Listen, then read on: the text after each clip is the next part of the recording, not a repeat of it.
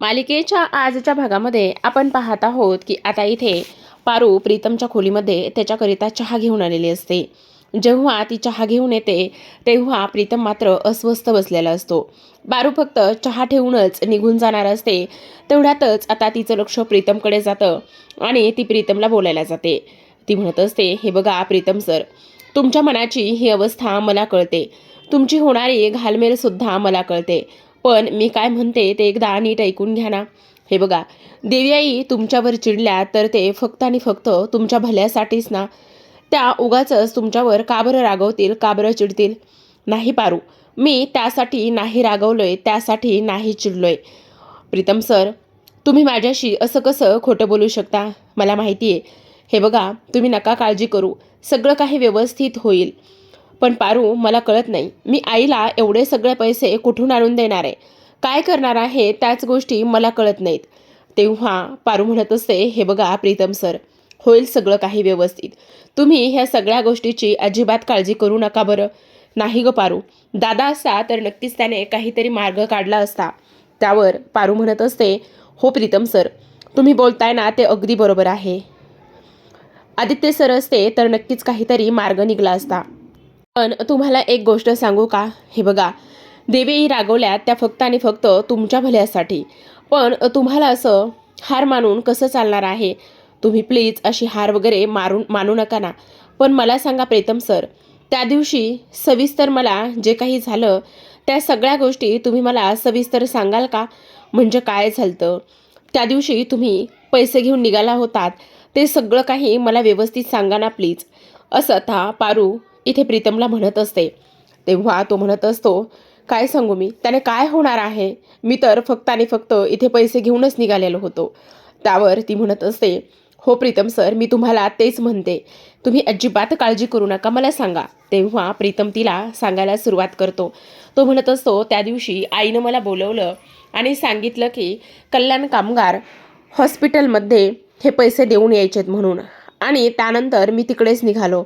आता मी ते पैसे इथे जाताना चेक करून घेतले होते पारू, मी कुठे थांबलो नाही किंवा काहीच नाही. मी व्यवस्थित गाडीमध्ये ती बॅग ठेवली आणि तिथून निघालो. आता झालेला प्रकार सगळा काही प्रीतम इथे पारूला सांगू लागला. पण आता सांगत असताना एक गोष्ट मात्र तो कायम पद्धतीनेच मिस करत होता. त्याला कळत नव्हतं की तो काहीतरी मिस करतोय, काहीतरी चुकतंय. ह्या सगळ्या गोष्टी इथे त्याच्या अजिबात लक्षात येत नव्हत्या. पण तरीसुद्धा इथे तो ते सगळं काही सांगण्याचा पूर्ण प्रयत्न करतच होता. त्याचबरोबर आपण पाहतो की इकडे सगळं काही सांगून झालेलं असतं, सगळं काही सांगत असतो आणि सगळ्या काही गोष्टी इथे सांगत असताना आता पारू म्हणत असते, हे बघा, तुम्ही अजिबात नका काळजी करू, सगळं काही व्यवस्थित होईल. ज्या पद्धतीने आपण इथे शोध घेतोय किंवा जे काही होतंय ना ते सगळं व्यवस्थित होईल. पण पारू, मला एक गोष्ट सांग, आईला एवढे मोठे पैसे मी कुठून आणून देणार आहे, काय करणार आहे? माझे सगळे बँक अकाउंट ते सगळं काही आईने बंद केलंय. मग आईचंच कर्ज माझ्या डोक्यावर झालंय ना गं. मग मला सांग ना, मी कुठून पैसे आणून देणार आहे? त्यावर पारू म्हणत असते, हे बघा प्रीतम सर, तुम्ही नका काळजी करू, आज मी कायम तुमच्यासोबत आहे. काही जरी झालं तरीसुद्धा मी कायम तुमच्यासोबत राहणार आहे, तुम्हाला तुमच्या ह्या कठीण परिस्थितीमध्ये सुद्धा. पण तुला सांगू का, प्रियासुद्धा म्हणत होती की मी आबांकडून काही पैसे आणते, पण तिला तरी कसं सांगणार, कारण तिथे गेल्यावर आबाच बरे नाही आहेत, त्यांची तब्येत खालावली आहे. मग त्यांना ह्या सगळ्या गोष्टी मी कशा पद्धतीने सांगू? म्हणूनच मी म्हटलं की नाही, नको म्हणून. आणि त्याचबरोबर इकडे पारू म्हणत असते, आदित्य सर, ते तर अगदीच खरं आहे, पण तुम्हाला ह्या सगळ्या गोष्टीची काळजी करण्याची अजिबात गरज नाही. काहीही काळजी करू नका, सगळं काही व्यवस्थित होईल. आणि त्याचबरोबर आपण पाहतो की हे सगळं काही ती इथे बोलल्यानंतर प्रीतम म्हणत असतो, कसं आणि कशा पद्धतीने व्यवस्थित होणार आहे तेच मला कळत नाही बघ, काय करावं तेच काही इथे मला कळत नाही, असं इकडे तो सांगत असतो. तेव्हा पारू म्हणत असते, हे बघा, देवी आई मनाने खूप चांगल्या आहेत आणि आज त्या तुमच्यावर चिडल्या आहेत तर फक्त आणि फक्त एक कारण आहे, म्हणूनच त्या चिडल्या आहेत ना. त्यामुळे तुम्हाला काळजी करण्याची वगैरे अजिबात गरज नाही आहे, सगळं काही व्यवस्थित होईल बघा. असं म्हणून पारू आधार देत असते. त्याचबरोबर आदित्य सरांची कमी मी नक्की भरून काढेल. काही जरी झालं तरी सुद्धा ही पारू तुमच्यासोबत खंबीरपणे तुमच्यासोबत आहे. ती तुमची साथ कधीच सोडणार नाही असं सुद्धा पारू म्हणते. आणि तिथून जो चहा ठेवलेला असतो तो चहा पारू इथे आता त्याला देत असते. हे सगळं काही पाहताना आपण पाहतो की आता प्रीतम खूप जास्त अस्वस्थ असतो, पण प्रीतमच्या मनावर फुंकर घालण्याचं काम मात्र पारू करत असते. आणि त्याचबरोबर त्याला आधारसुद्धा देण्याचं काम जे आहे ती इथे पारू करत असते. आता प्रीतम म्हणत असतो, खरं सांगू का पारू, माझी अजिबात मनस्थिती नाही आहे चहा वगैरे घेण्याची. पण पारू म्हणते, हे बघा प्रीतम सर, असं हरून वगैरे कसं चालणार आहे, तुम्ही चहा प्या बरं. तेव्हा प्रीतम आता चहा पित असतो आणि विचार करत असतो. पारू तर निघून गेलेली असते. आता पारू निघून गेल्यानंतर आपण पाहतो की इकडे लगेचच दुसऱ्या बाजूला प्रीतम सकाळी लवकरच उठून बाहेर निघालेला असतो, कारण त्याला एका ठिकाणी जायचं असतं. आता हे एक क्लब आहे आणि त्या ठिकाणी त्याला जायचं असतं. इथे तर खूप मोठे गोष्टी इथे होत असतात. वेगवेगळे खेळ इथे खेळले जातात, पैसे लावले जातात आणि तेच हे असतं. आता ह्या क्लबमध्येच इथे एक मित्र असतो, तो म्हणजेच की प्रीतमचा. आणि प्रीतम त्याला भेटण्यासाठी आलेला असतो. आता जेव्हा तो आतमध्ये जाण्याचा प्रयत्न करतो, पण त्याचे पाय मात्र तिकडे ओढले जात नाहीत. तो तिथेच जागीच थांबतो, कारण ते त्याच्या आईचे संस्कार नाही आहेत आणि त्यामुळेच त्याला आतमध्ये जाण्याची काही इच्छा होत नाही. तो विचार करू लागतो की आतमध्ये जाऊ का नको. आतमध्ये जर गेलो तर उगाचच काही प्रॉब्लेम नको व्हायला. नको, मी अजिबात आतमध्ये जात नाही, असाच तो इथे विचार करत असतो. तेव्हा आपण पाहतो की तो आता त्याच्या त्या मित्राला कॉल करतो. आणि त्याच्या मित्राला कॉल केल्यानंतर तो म्हणत असतो, मी काय म्हणतो हे बघ ना, प्लीज तू बाहेर येतोस का जरा, मला तुझ्याशी थोडंसं बोलायचं आहे. तेव्हा त्याचा मित्र म्हणतो, अरे असं काय करतोयस, बाहेर का बरं, तू ये ना आतमध्ये, आतमध्ये आलास तरी चालेल. अरे नाही, हे बघ मला बोलायचं आहे तुझ्याशी आणि खूप महत्त्वाचं आहे, प्लीज तू येतोयस का. तेव्हा त्याचा मित्र म्हणतो, अरे काळजी करू नकोस, ये तू आतमध्ये. पण प्रीतम मात्र आतमध्ये जाण्यासाठी नाही बोलत असतो. आणि प्रीतम आतमध्ये जाण्यासाठी नाही बोलल्यानंतर आपण पाहतो की आता शेवटी त्याच्याकडे कुठलाच पर्याय शिल्लक राहत नाही. आणि शेवटी त्याच्याकडे कुठलाच पर्याय शिल्लक न राहिल्यामुळे आता आपण पाहतो की तो आतमध्ये जाऊ लागतो. तेव्हाच आतमध्ये गेल्यानंतर समोरचं वातावरण वगैरे ह्या सगळ्या गोष्टी पाहिल्यानंतर त्याला खूपच मोठा धक्का बसतो.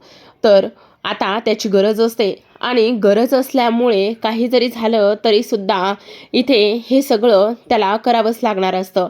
आणि तेव्हा आता लगेचच इकडे तो मुलगा जो आहे तो इकडे खेळ खेळत असतो. आणि प्रीतम त्याला जातो आणि म्हणत असतो, ऐक ना, मला तुझ्याकडे खूप महत्त्वाचं काम आहे, मला तुझ्याशी थोडंसं बोलायचं आहे. तेव्हा तो म्हणत असतो, अरे बोल ना, मग इथेच बोल. नाही ऐक ना प्लीज, थोडंसं बाहेर येतोस का. तेव्हा तो म्हणत असतो, अरे बाहेर कसं येणार आहे, तू बोलू शकतोस माझ्याशी जे काही बोलायचं आहे ते. त्यावर तो म्हणत असतो, नाही पण इथे ह्या गोंधळामध्ये नाही बोलता येणार, प्लीज चल ना बाहेर. तेव्हा तो मुलगा म्हणत असतो, अरे ऐक ना, मला नाही बाहेर येता येणार, आता इकडे माझा खेळ सुरू आहे ना, आणि तुझा पायगुणसुद्धा खूपच चांगला आहे, आणि म्हणून मी तुला म्हणतोय तू इथेच थांब. तर आता प्रीतमकडे काहीच पर्याय शिल्लक राहिला नसतो. आणि प्रीतमकडे काहीच पर्याय शिल्लक राहिल्यामुळे आता प्रीतम त्याच्या बाजूला बसतो. आणि प्रीतम म्हणत असतो, ऐक ना, मला तुझ्याकडून थोडीशी मदत हवी पैशाची. अरे तू असं काय करतोयस, हे बघ माझ्याकडे जेमतेम किती पैसे आहेत, फक्त आणि फक्त इथे हे 30,000 रुपये आहेत. आणि त्याचबरोबर हे 30 म्हणजे मी तुला आत्ता 10,000च मी लावले होते, तर तुझ्या पायगुणामुळे मला ते इथे 30,000 रुपये भेटलेले आहेत. आणि तुला एक गोष्ट सांगू का, मला आता इथून हे तुला 30,000 रुपये मी देऊ शकतो. अरे मला एवढ्या पैशाचं काय होणार आहे, मला खूप पैसे पाहिजेत. मग मी तुला तेच म्हणतोय, तुला हे 30,000 रुपये मी देऊ शकतो, पण याच्यापेक्षा जास्त माझ्याकडे नाही आहेत. काय करावं तेच काही कळत नाही, असा विचार आता इकडे तो करत असतो. हे बघ, जर तुला जास्त पैसे पाहिजे असतील तर आता माझ्याकडे काहीच आणि कोणताच पर्याय शिल्लक नाही आहे. हे बघ, मला जर तुला एवढी मदत करता आली तर मी ती करू शकतो. तेव्हा लगेच आपण पाहतो की इकडे प्रीतम म्हणत असतो, बरं चल ठीक आहे, मी येतो आता, असं म्हणून तो निघून जातो. पण प्लीज जर तुला काही मदत लागली तर मला सांग, उद्या तू मला भेटायला ये.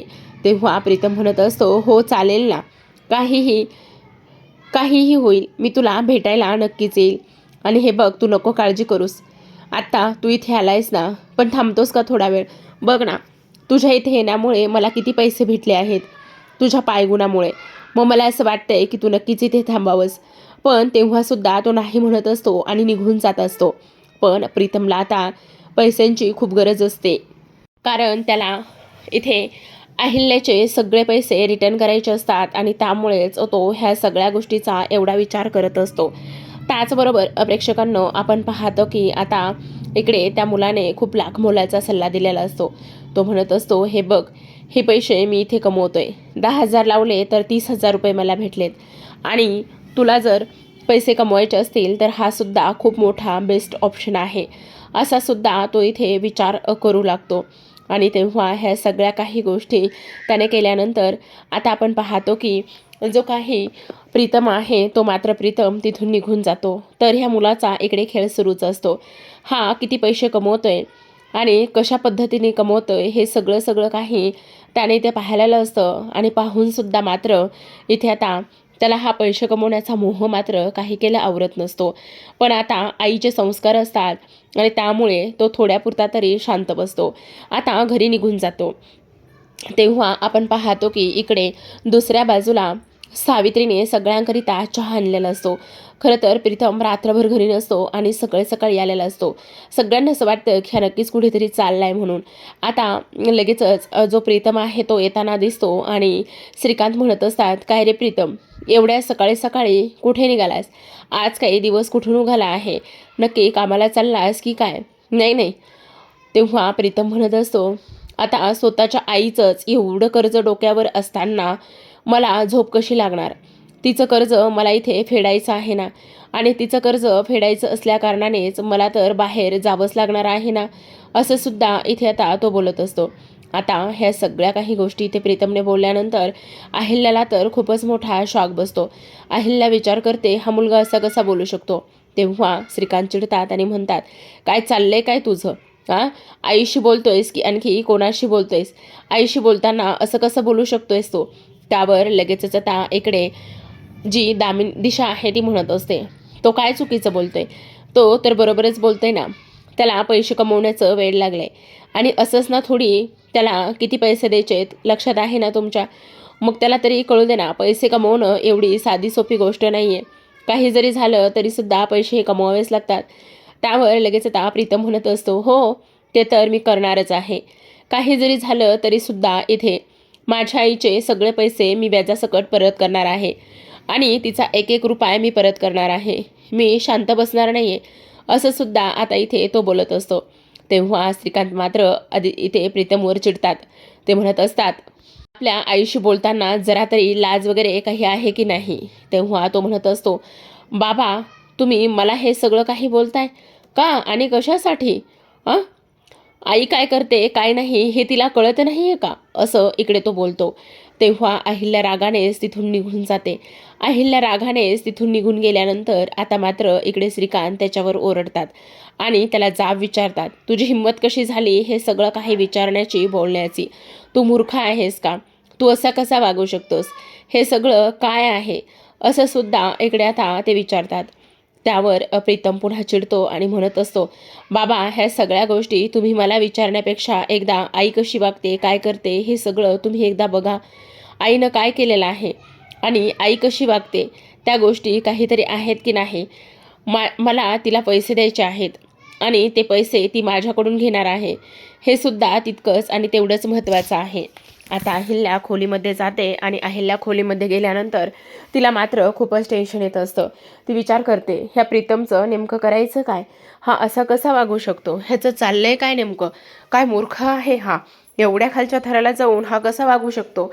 आणि प्रीतम म्हटलेला असतो की इथे मला आईचं कर्ज जे आहे ना ते परत फेडायचं आहे.